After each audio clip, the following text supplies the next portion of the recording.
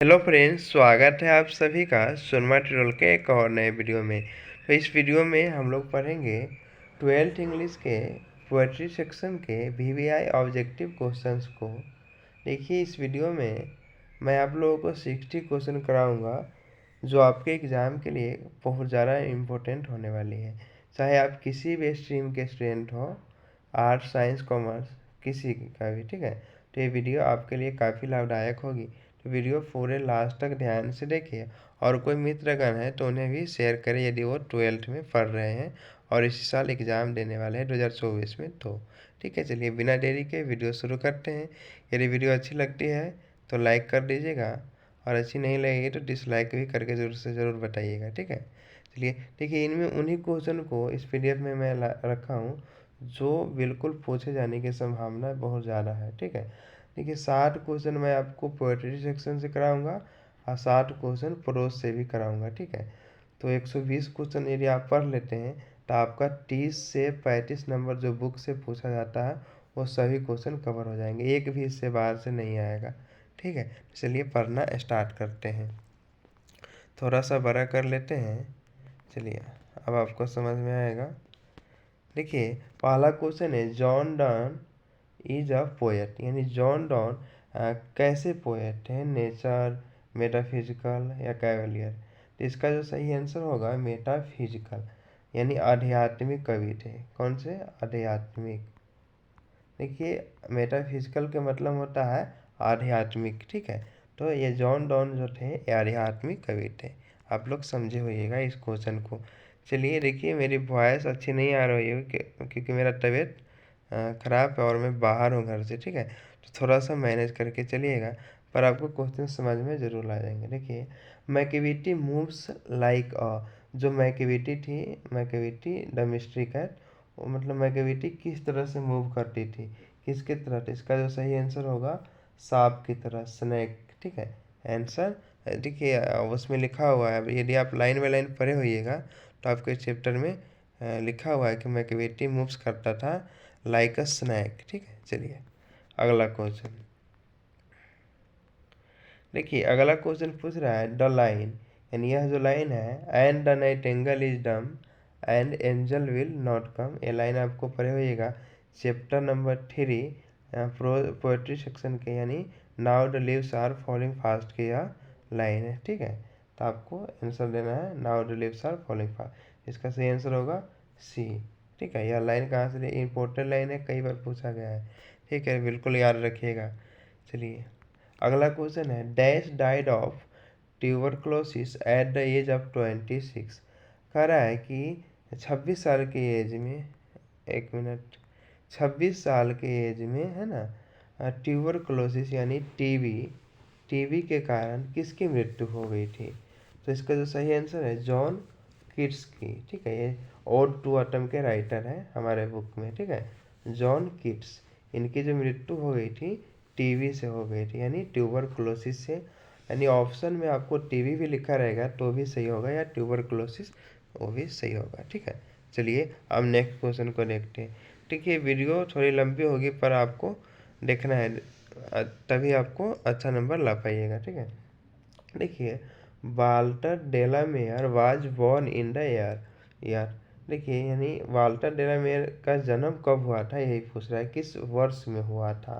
तो इसका जो सही आंसर होगा ये होगा 1873, यानी 1873 में इनका जन्म हुआ था।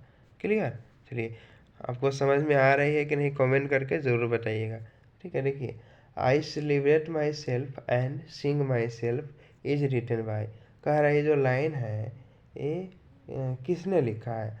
आप लोगों को पता होगा सॉन्ग ऑफ माई सेल्फ के राइटर वाल्ट व्हिटमैन ने ये लाइन को लिखा है, फर्स्ट लाइन ही है, ठीक है। इसका जो सही होगा वाल्ट व्हिटमैन। चलिए नेक्स्ट क्वेश्चन देखिए, अगला क्वेश्चन है the waste land has been composed by, यानी कहता है द वेस्ट लैंड ये किसने लिखा है, ठीक है। इसका जवाब आप लोग कमेंट में दीजिएगा, इंपॉर्टेंट क्वेश्चन है, ठीक है। वैसे मैं आंसर कमेंट में पिन कर दूंगा एक दो, ठीक है। तो आप लोग कमेंट में आंसर देने की कोशिश कीजिएगा, ठीक है। चलिए अगला क्वेश्चन है केकी होगा, ठीक है। एक मिनट, क्या होगा यहाँ पे, जे नहीं होगा, केकी एंड दारू वाला, ठीक है। केकी एंड दारू वाला was a dash by religion, यानी पूछ रहा है केके एंड दारू वाला का रिलीजन क्या था, धर्म क्या था। तो इसका सही आंसर होगा फारसी, ठीक है। कौन से धर्म से थे, फारसी या जोरोस्ट्रियन भी आपको ऑप्शन में दे सकता है, ठीक है। तो जोरोस्ट्रियन या फारसी दोनों एक ही है। चलिए देखिए, ये 60 क्वेश्चन है, एक वीडियो में तो कवर नहीं हो पाएगा, लंबी वीडियो हो जाएगी, ठीक है। तो मेरे ख्याल से 30 क्वेश्चन मैं इस वीडियो में करवा देता हूँ, 30 नेक्स्ट वीडियो में करवा देंगे, ठीक है। चलिए अगला क्वेश्चन है, the voice of education said to me must be killed, ठीक है, इज टेकन फ्रॉम। देखिए यह लाइन जो है कहाँ से लिया गया है, ये पूछ रहा है। देखिए द वॉइस ऑफ एजुकेशन, मेरी शिक्षा की आवाज़ ने मुझसे कहा कि उसे ज़रूर मार देना चाहिए। किस सांप की बात हो रही है, यह किसकी है, स्नैक की, यानी इसका आंसर होगा सी, स्नैक। यह लाइन कहाँ से लिया गया, स्नैक से। अगला क्वेश्चन है, summer in Kolkata is collection of poems by, यानी समर इन कोलकाता एक कविताओं का संग्रह है जो लिखा गया है किसके द्वारा। तो इसका जो सही आंसर है कमला दास। क्लियर, ऑप्शन ए, ठीक है। देखिए आप अभी तक सब्सक्राइब नहीं किए हमारे चैनल को तो कर लीजिए, क्योंकि इस पर आपको 12th और बीए के सभी विषयों के क्वेश्चन आंसर मिलेंगे, ठीक है। देखिए कमला दास वाज बॉर्न इन, कमला दास का जन्म कब हुआ था। इसका सही आंसर है यह है 1934 में, ठीक है, 1934 में इनका जन्म हुआ था। देखिए who has compose by the book the age of anxiety, कह रहा है the age of anxiety book को किसने लिखा है। तो इसका जो सही आंसर होगा W.H. ऑर्डन, ठीक है। तो इसका सही आंसर होगा सी, ठीक है। चलिए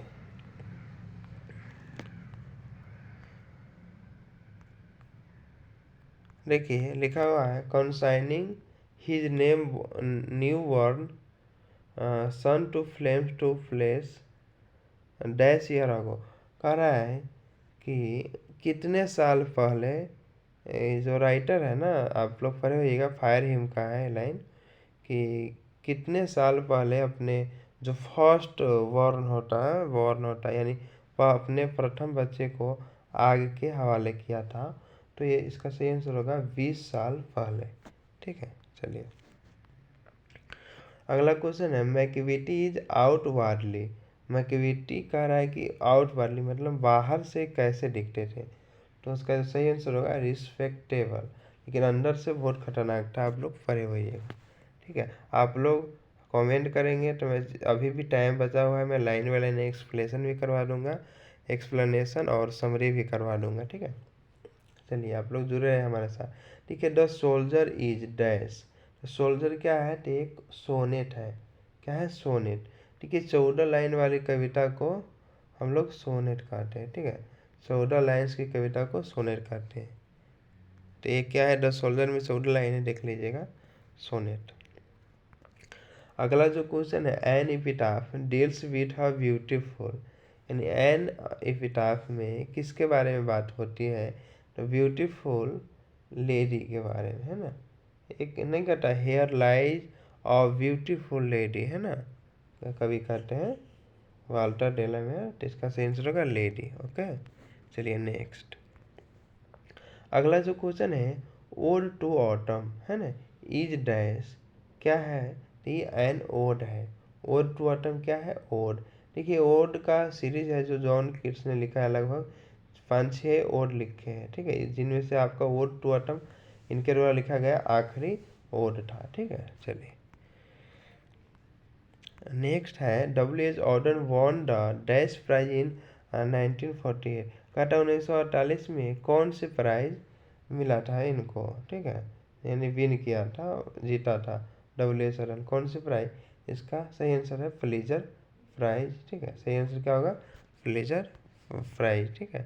चलिए नेक्स्ट क्वेश्चन है, Whitman was dash poet, Whitman was dash poet, तो विटमैन आपको अमेरिकन थे, ठीक है, अमेरिकन। तो इसका सही आंसर होगा अमेरिकन क्लियर। चलिए अगला क्वेश्चन है, who has composed the poem sweetish love I don't को। इस पोएम को किसने लिखा है? बिल्कुल इजी क्वेश्चन है, ठीक है, जॉन डॉन। ठीक है, चलिए अगला क्वेश्चन है हमारा, जॉन किट्स बिलोंग टू।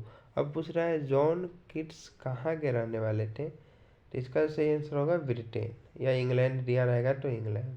ठीक है, ऑप्शन सी सही है। चलिए अगला क्वेश्चन है, John don is a dash poet.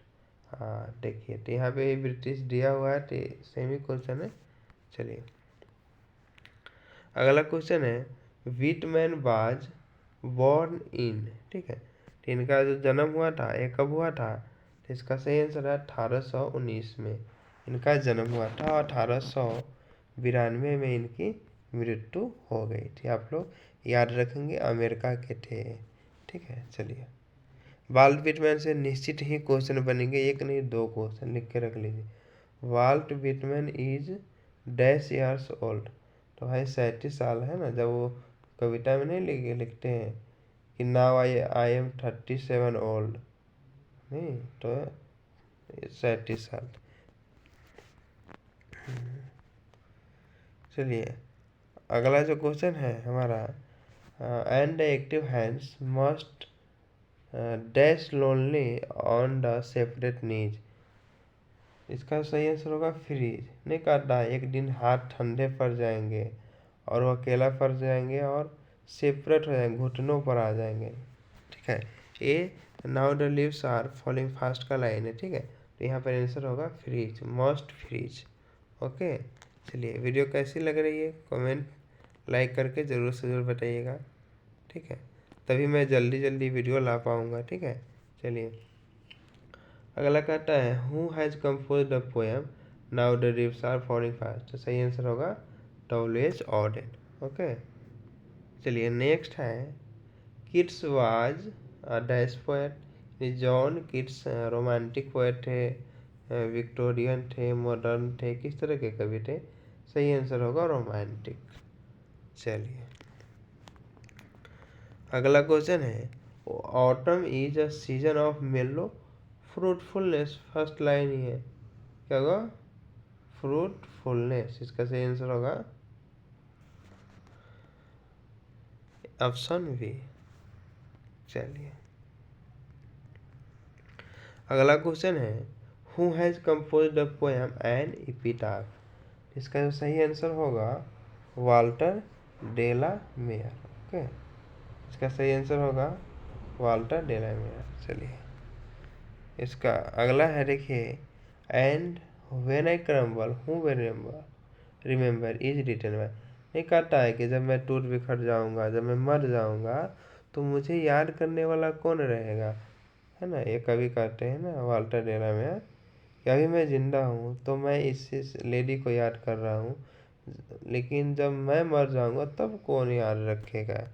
ठीक है, इसलिए कर्म बड़ा होता है, सूरत नहीं। ठीक है, चलिए तो ये जो लाइन है लिखा गया है डेला मेयर के द्वारा। ठीक है, चलिए देखिए अगला जो क्वेश्चन है हमारा,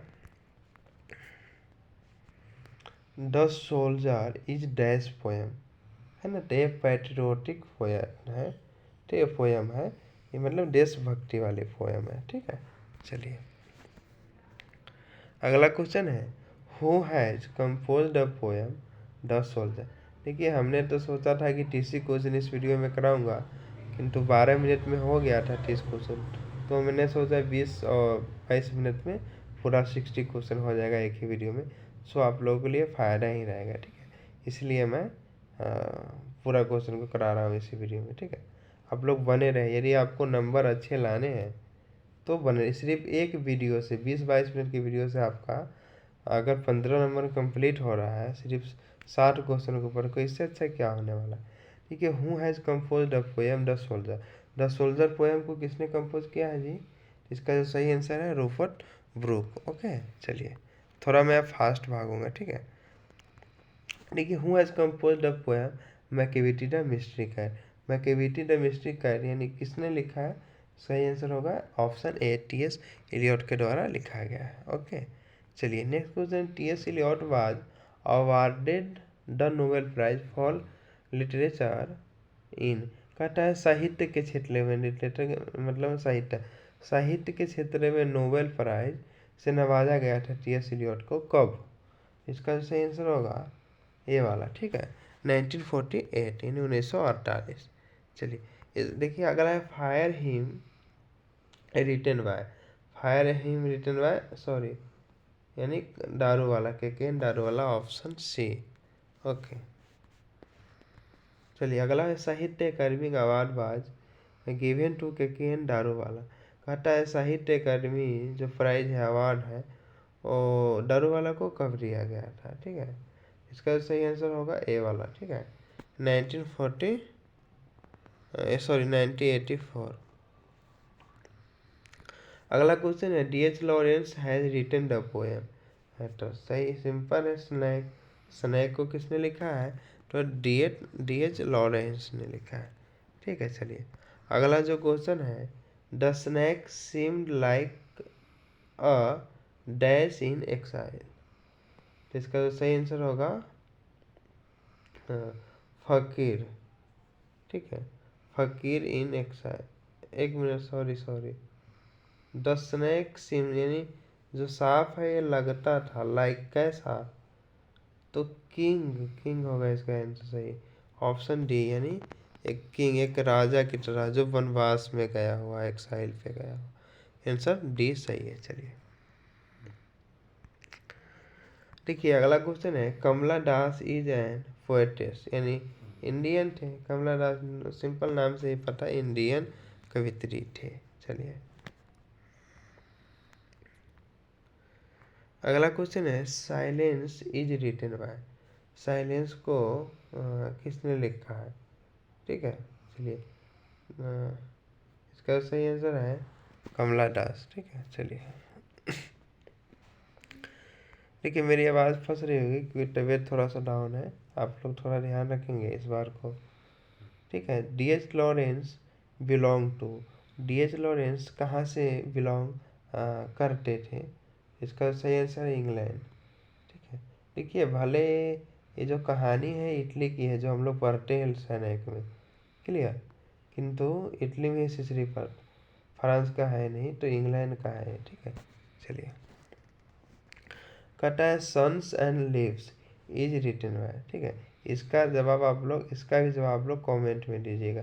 2-3 क्वेश्चन मैं आप लोगों के लिए छोड़ूंगा जो आप लोग कमेंट में बताइएगा, ठीक है। स्टोरी ऑफ इंग्लिश से में भी एक क्वेश्चन है, आपके बुक में भी है, ठीक है। चलिए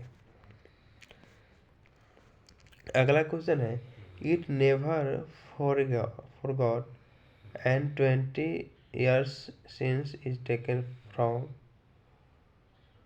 कहता है ये लाइन जो है ये कहाँ से लिया गया है? सही आंसर है फायर, नहीं कहता है कभी कि 20 साल हो गया है अभी तक मैं उस हादसा को नहीं भूला जब मैंने अपना फर्स्ट बच्चा को आग के हवाले किया था। चलिए अगला क्वेश्चन है, where was Eliot born, Eliot का बॉर्न कहाँ हुआ था?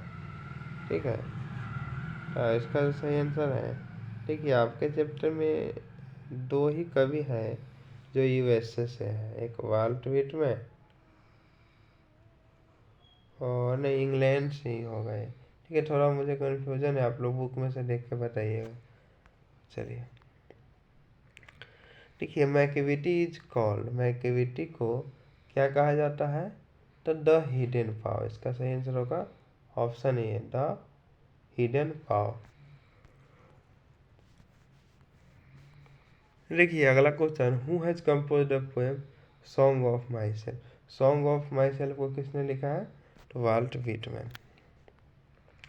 देखिए Mungojerrie and Griddlebone are also cats, क्या होगा? कैट्स, यानी ये भी एक विलिया थी। चलिए ये नाम लिखा हुआ है, ठीक है। अगला क्वेश्चन, इलियट बिलोंग टू, हाँ तो इसका सही आंसर होगा 20वीं शताब्दी, ठीक है।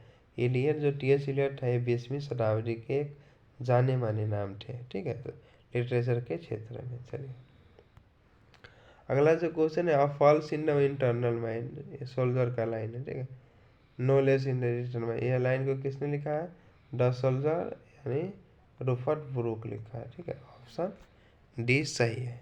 चलिए अगला जो क्वेश्चन है, a sonnet is a poem of line, मतलब सोनेट को कितने लाइन वाली कविता को सोनेट कहते हैं? तो सही आंसर हमने पहले ही बताया 14, यानी ऑप्शन बी सही है। चलिए अगला क्वेश्चन है, Rupert Brooke is remembered as a dash, Rupert Brooke remembered as a dash, इसका जो सही आंसर है वार पोएट होगा यहाँ पे। क्लियर, मतलब इसे रूपर्ट ब्रूक को याद किया जाता है तो वार पोएट के नाम से, ठीक है। चलिए अगला जो क्वेश्चन है, Rupert Brooke is died in, बहुत कम ही उम्र में इनकी मृत्यु हो गई थी, मे भी 1915 में, ठीक है। चलिए इनकी मृत्यु के बारे में पूछता है, ठीक है। तो इस बार को इसको पॉइजनिंग से मर गए थे, ध्यान रखिएगा, कीड़े के काटने से। देखिए अगला क्वेश्चन है, and the gathering shallows Twitter in the sky, ये जो लाइन है कहाँ से लिखा गया है? इसका सही आंसर होगा ऑड टू ऑटम के आखिरी पैराग्राफ में, सबसे नीचे में जाइएगा तो ये लाइन आपको मिल जाएगा कविता सेक्शन के चौथे चैप्टर में, ठीक है। चलिए अब कुछ लाइन है जो आपको इम्पोर्टेंट पूछता आता है, डेट डाउ लवेस्ट मी, ठीक है। लव वाला बात है तो जॉन डॉन, आई डाउ से इट टेकन फ्रॉम, इसका जो सही आंसर है so it is love I don't go से लाइन लिया गया है, ठीक है।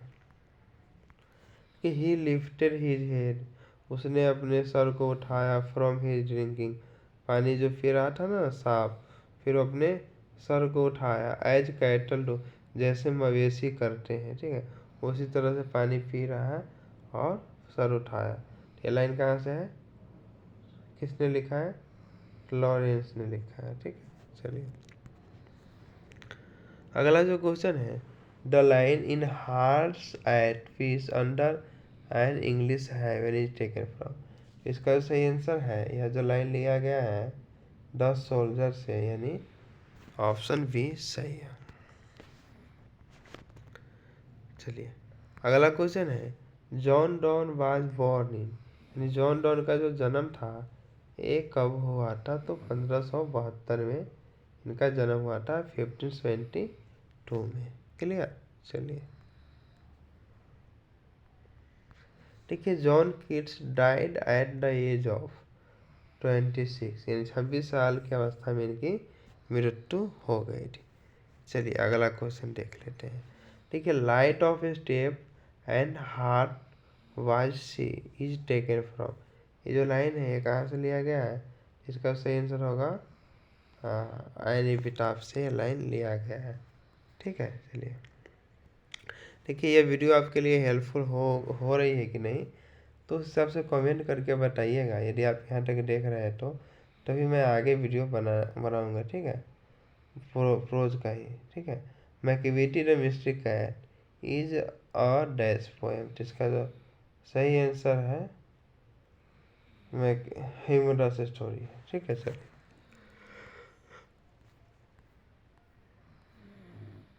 तो ये आखिरी क्वेश्चन था, 60 क्वेश्चन हो गया हमारा, ठीक है। इन 60 क्वेश्चन को आप पढ़ के जाइएगा तो आपको 12-15 नंबर कंप्लीट हो जाएंगे, बिल्कुल आप आँख मूंद के जाइएगा। और 60 क्वेश्चन मैं कराऊंगा आपको बुक से भी, मतलब सॉरी प्रोज सेक्शन से भी, दोनों को पढ़ लीजिए, आपका 30 नंबर कंफर्म रख लीजिए, ठीक है।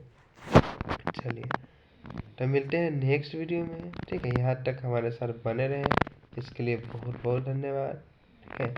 आप वीडियो को शेयर करें, लाइक करें, कमेंट करें, ठीक है। देखिए यूट्यूब का एक एल्गोरिथम ऐसा है ना कि आप कि जिस वीडियो को लाइक करिएगा, शेयर कीजिएगा, कमेंट करिएगा, वही वीडियो चलती है, नहीं तो नहीं चलती है, ठीक है। तो थोड़ा सा हमें भी सपोर्ट कर दीजिए, हम आप लोगों के लिए इतना देखिए अच्छे से क्वेश्चन को सिलेक्ट करके पीडीएफ बना के कराते हैं, ठीक है ना। तो थोड़ा हेल्प कर दीजिए आप लोग। यदि आपको ज़रूरत है, आप स्टूडेंट है 12th और बीए का, तो हमारे चैनल को सब्सक्राइब ज़रूर से ज़रूर कर दीजिएगा। चलिए मिलते हैं नेक्स्ट वीडियो में। Thanks for watching this video. जय हिंद।